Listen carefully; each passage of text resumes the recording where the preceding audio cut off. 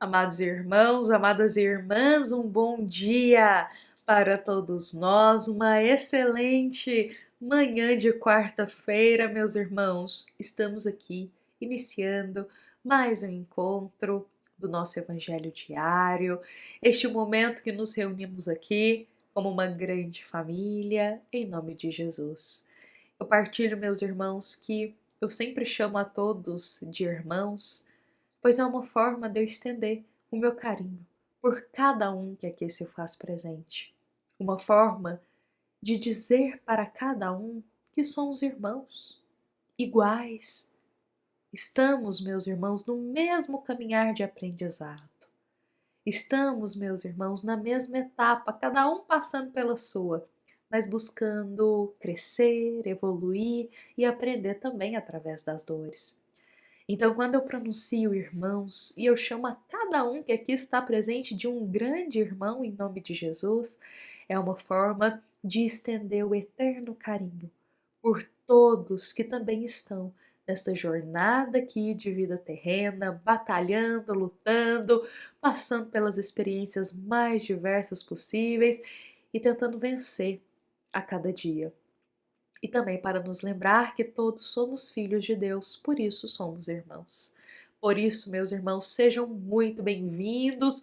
Estamos aqui iniciando o nosso momento do Evangelho diário, com o nosso coração preenchido de alegria, de paz e de serenidade, para que a gente possa acolher da melhor forma possível os ensinamentos da nossa obra 50 anos depois, unindo, meus irmãos, com o Evangelho segundo o Espiritismo. A gente sempre faz essa união de uma obra desta obra, um capítulo com a passagem do Evangelho segundo o Espiritismo. E bom, meus amados irmãos, para nós iniciarmos hoje o nosso momento do Evangelho diário, eu gostaria muito, antes de adentrar aqui no ponto da história, que nós daremos sequência hoje no capítulo 7, eu gostaria de partilhar aqui uma visão, um esclarecimento, um ponto de reflexão, que vai também nos ajudar a entender um pouquinho mais e a ter um novo olhar sobre o que iremos abordar da história dos 50 anos aqui depois. Meus irmãos, e nesse momento eu gostaria que todos nós pensássemos em uma terra. Aquele chão de terra seca, mas muito seca. E aí, nesse momento, passa um homem. E esse homem, ele vê potencialidades ali naquela terra, mesmo ela estando muito seca. Se ele cuidar, se ele tratar dela, ela pode se tornar uma terra fértil.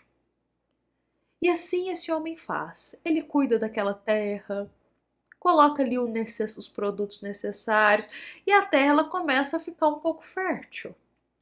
Quando ela chega num ponto específico, o homem vê que será necessário ali ele começar com a enxada a limpar aquela terra. Tem muito cascalho, tem muita pedra, tem muita erva daninha. Então ele vai precisar limpar essa terra para ela poder ficar preparada para receber as sementes. E aí este homem vai com a enxada e os golpes da enxada começam a limpar a terra, a prepará-la para receber as sementes. Do ponto de vista da própria terra, ela está apenas levando golpes, golpes e golpes e golpes da enxada. Ela estava lá quietinha, estava vivendo ali, a terra estava na vida dela, conduzindo dia após dia. Mas agora a visão que ela tem, ela está levando enxadada atrás de enxadada, golpes da enxada. É só isso que ela enxerga. Para ela, aquele sofrimento parece não ter fim. Bom, aí quando a terra fica pronta, o homem cultiva sementes. A terra não entende nada, mas nada. Que isso agora aqui sendo cultivado no meu seio terreno? Passam-se meses e meses, anos, e daquela pequena semente nós conseguimos observar uma das mais belas árvores florescendo. E dessa árvore nós temos os frutos que irão nutrir a muitos e poderem serem partilhados com muitos.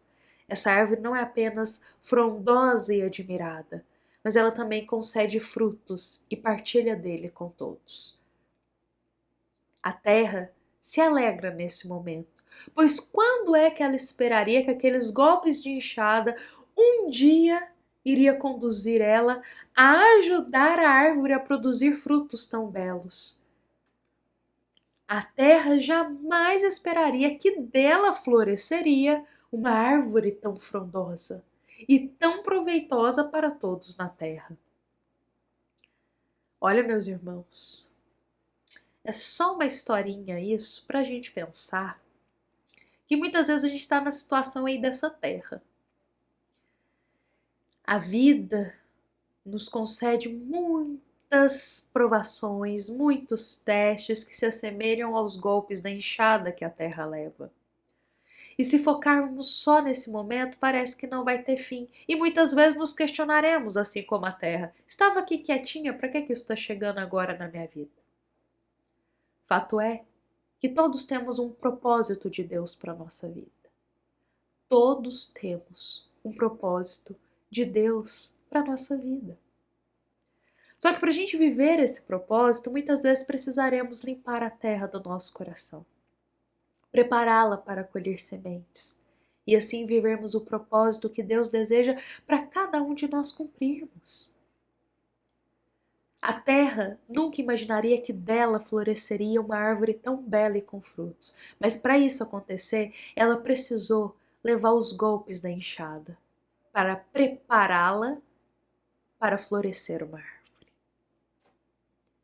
Assim é conosco porque precisamos ainda das provas, dos momentos difíceis, das expiações e dos testes. Precisamos ainda passar pelo vale das provações, das dores. E só depois veremos como iremos frutificar desses momentos, grandes virtudes. E há como fortalecemos, e há como iremos frutificar grandes virtudes, meus irmãos. Se aproveitarmos bem, tirarmos grandes ensinamentos do que nos passa, é uma grande forma de florescermos grandes virtudes, sentimentos mais nobres dentro de nós. E aí é o ponto que nós chegamos, olhamos para trás e pensamos, quem diria que desse momento de dor tão profunda, hoje estaríamos aqui. Hoje eu estaria aqui com essa vida dessa forma, as coisas fluindo.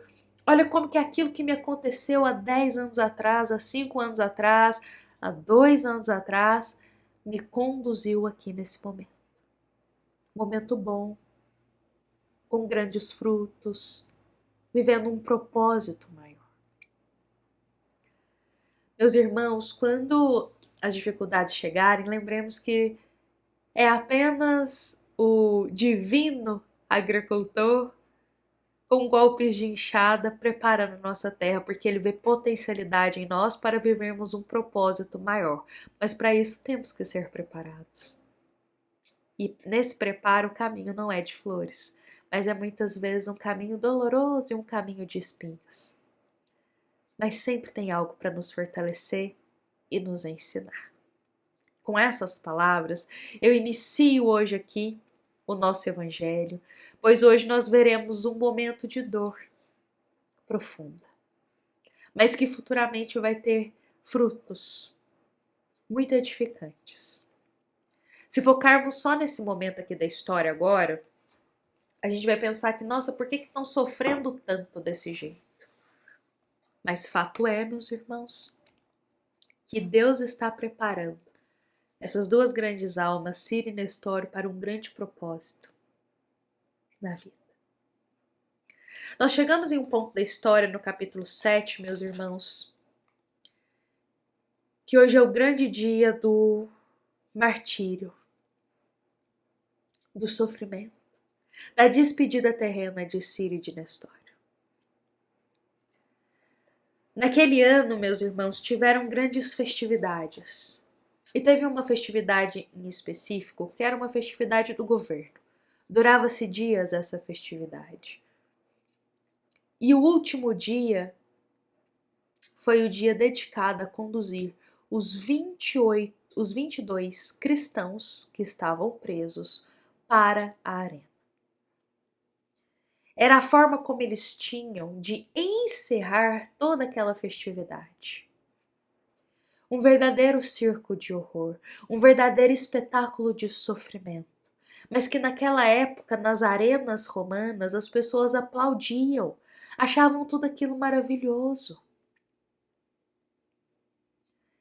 Euvide e Alba estarão nessas comemorações e estarão lá no último dia da comemoração romana.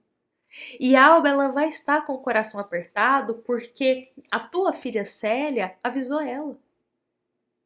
Mãe, o último espetáculo será a morte de Ciro e Nestório. É o que eles estão planejando. Então Alba sabia que o último espetáculo desses dias de festividades seria a morte de Ciro e de Nestório. Por isso o coração dela estava apertado.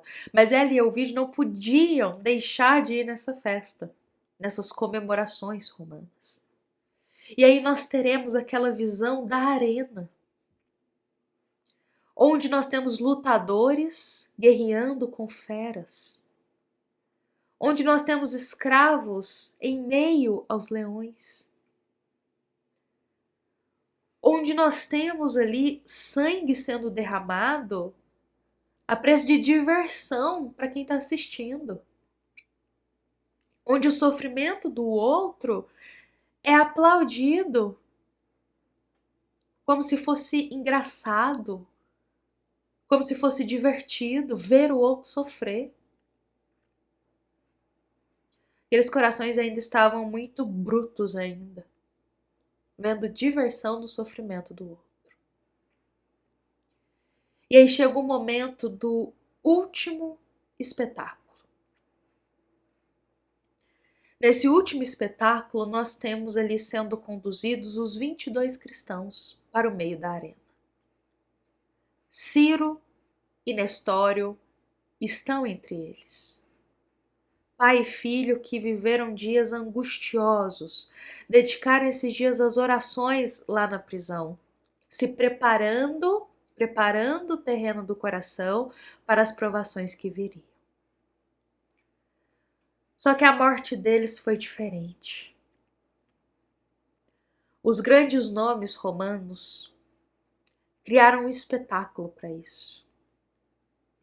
E ordenaram que os 22 escravos fossem amarrados em postes, cada um amarrado em uma coluna, e que entrassem escravos africanos com flechas envenenadas, e que o alvo seria justamente os cristãos. Presos e amarrados não tinham como correr, se defender ou sair daquela situação. Amarrados, eles veriam exatamente o momento que um dos escravos africanos apontaria a flecha envenenada e atiraria neles, sendo colocados como simples alvos para a diversão naquele momento. A vida de alguém foi colocada à diversão, para divertir.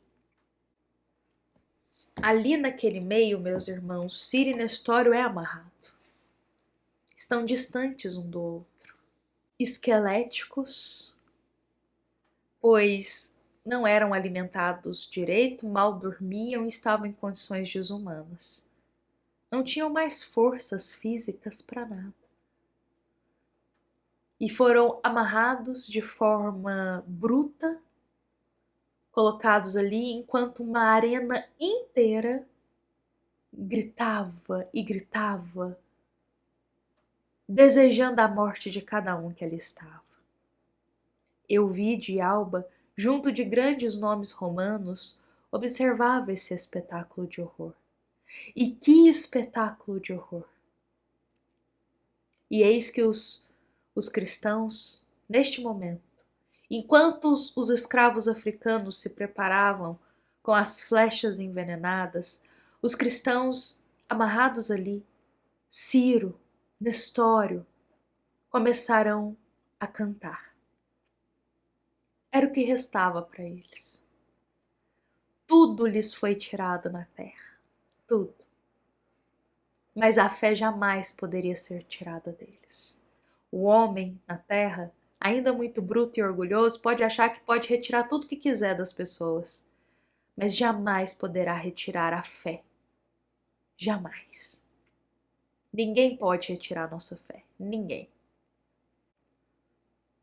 E assim, meus irmãos, Ciro e Nestório e os outros cristãos, com muita fé, começam a cantar. Um hino de amor, de esperança e de paz.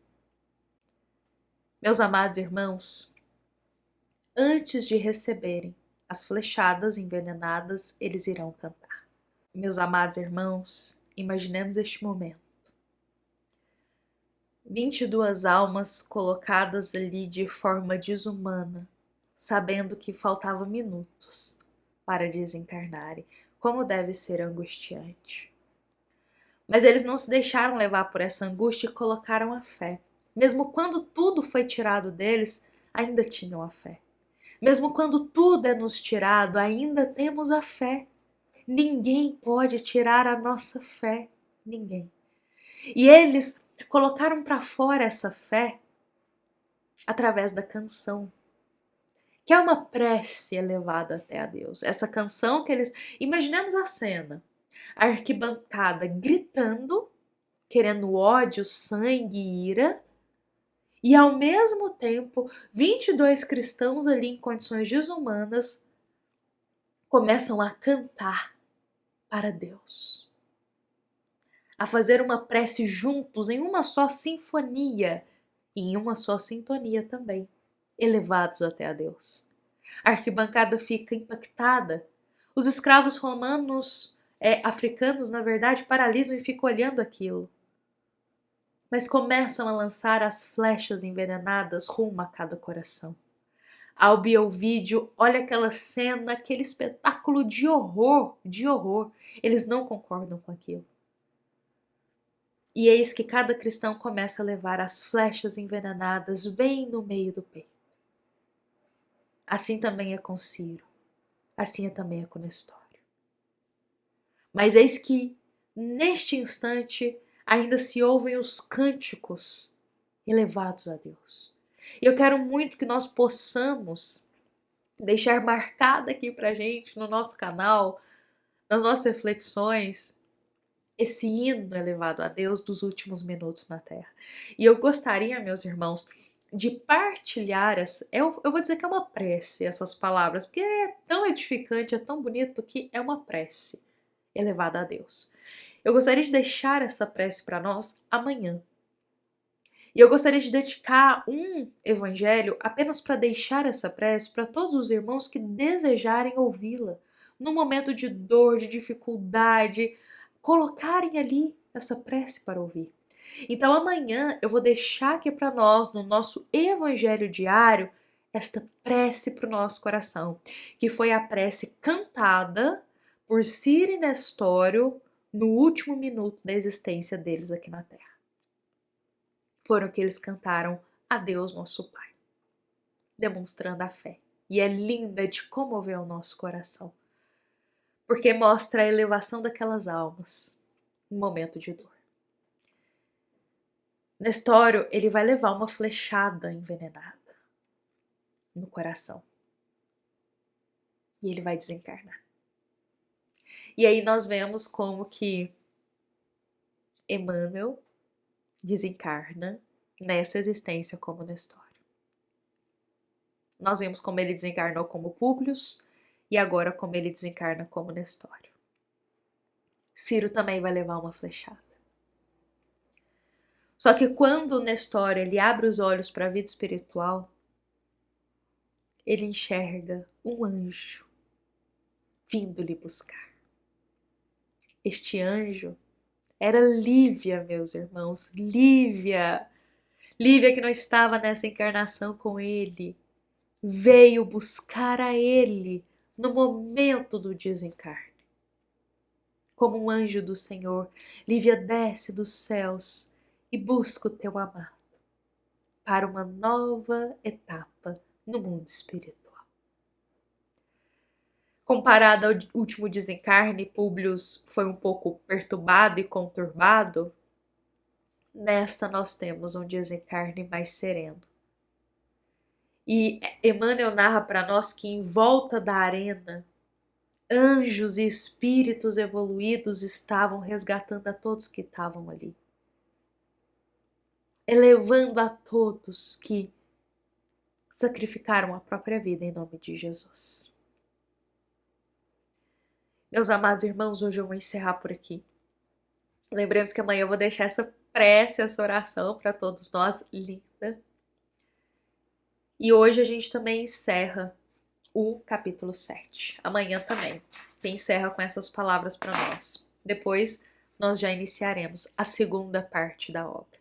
E eu convido a todos para estarmos aqui conosco, pois entraremos na segunda e última parte da obra 50 anos depois. Meus irmãos, fiquemos em paz, fiquemos com Jesus em nosso coração. Espero a todos aqui amanhã para a gente partilhar essa prece. E lembremos que esta é uma mensagem da nossa amada Casa Espírita Luiz Gonzaga, da cidade de Luminárias, para todos nós que aqui estamos presentes. Fiquemos em paz, fiquemos com Jesus em nosso coração. Que assim seja.